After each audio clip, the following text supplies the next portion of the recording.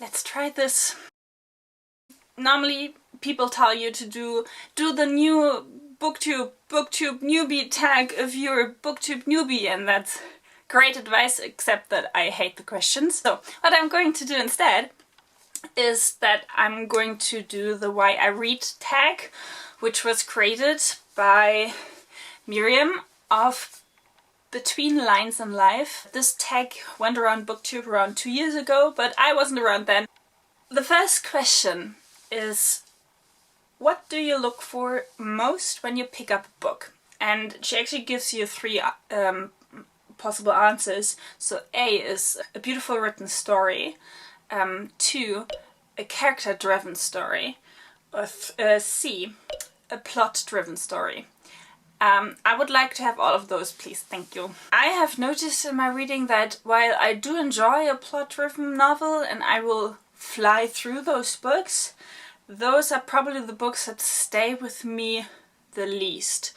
So I will enjoy the reading experience, and I definitely think there's a place for plot-driven stories, definitely, also in my reading life. But for a book to stay with me for longer, and through that also to stay on my shelves longer, I need more than just a really good plot. Like, I need a good plot, but I do need to have beautiful language or well-rounded characters that I understand and that I can see as real people. So I kind of need 2 of those 3 in order for me to stay with the book. Number 2 is, what are your pet peeves in books?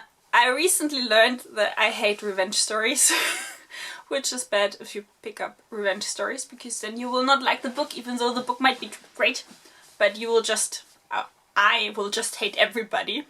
And while it's nice to sometimes hate everybody in the book, it's not normally the feeling that I want to go out of a book with. So it's, I'm a bit iffy about that. And the second thing that I really do not like is when... Wow, there was a focus. What I really don't like is when the book over-explains things, because it makes me feel stupid. And I really do not want to be dissed by a book. So I'd rather have a book expect me to know things and then I go and Google, instead of over-explaining. And a really good example is it when a book over-explains the feelings of a character. Like, they have a line that basically describes their feeling, and then the book also tells me, and he was feeling really badly about that. No. If you could print one quote, which one would it be? One quote that I actually have like a stitching pattern for, so one day I will hang it up, if I ever get the supplies and actually do it, is one from Little Women that goes, "I'd rather have coffee than compliments just right now." I really like that, because quite often I'd be happy about some coffee instead of talking.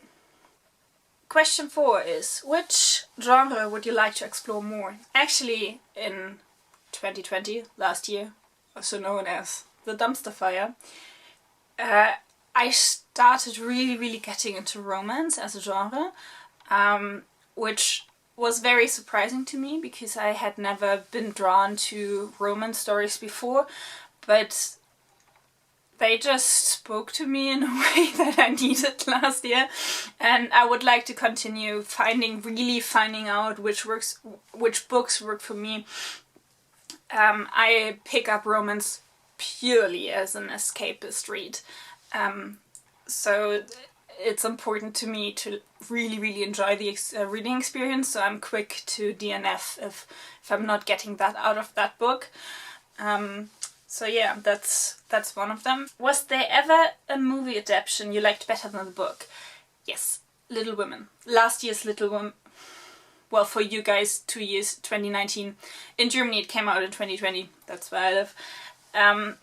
So, the Greta Gerwig adaptation of Little Women. I love it. I know they are difficult things, but I don't care.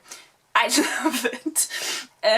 So after I watched it and then went to the cinema again and watched it again in the beginning of the pandemic, I went and got the book and I read the book. And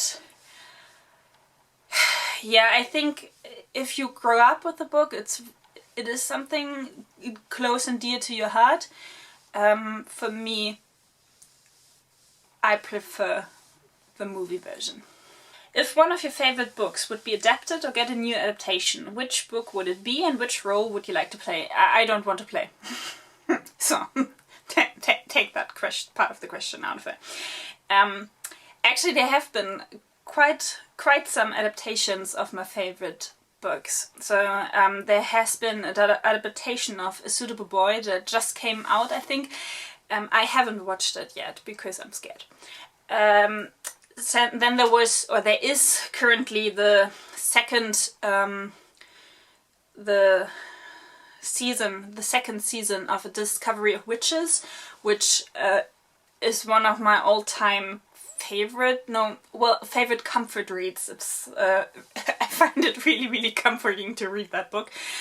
So I watched the first season, which was alright. It wasn't perfect, which I think it cannot be because I never like adaptations more than if I really, really love the book. I have a hard time with adaptations in any case. I haven't watched the second season yet. Again, I'm a bit scared. Also, I don't have time. Yeah, but that was that one. And the last favorite that has been adapted recently is His Dark Materials, which I also haven't watched yet because I'm scared. And I have seen people talk about this quite positively, but I have also not figured out how to watch it because I am not using a VPN at the moment for reasons, and it's a bit, yeah, I don't know where to watch it. Let's put it like that. Number 7 is a hype book that you wouldn't recommend at all. I have two answers for that. So my first answer is To Kill a Mockingbird by Harper. I read that for the first time a couple of years ago because I found it on all those lists, like the best reads ever, or books to read in your life, and yeah, I don't get it. Sorry. I have tons to say about that, but I don't get it.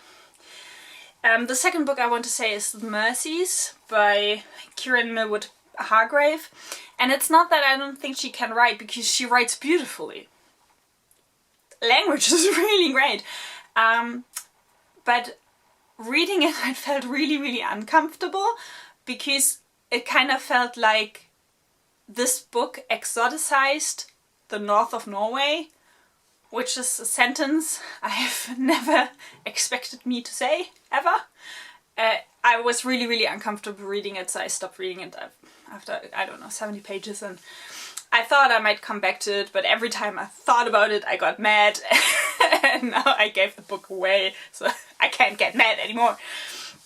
Question 8 is a book that highly influenced your life and your way of thinking.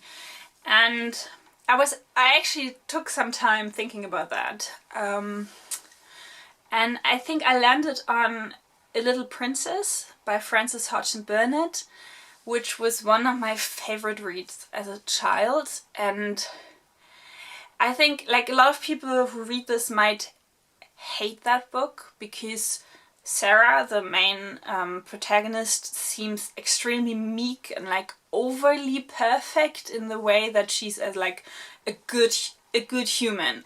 But reading this as a child, it spoke to me on a very, very deep level, because I'm the kind of person who doesn't like revenge stories.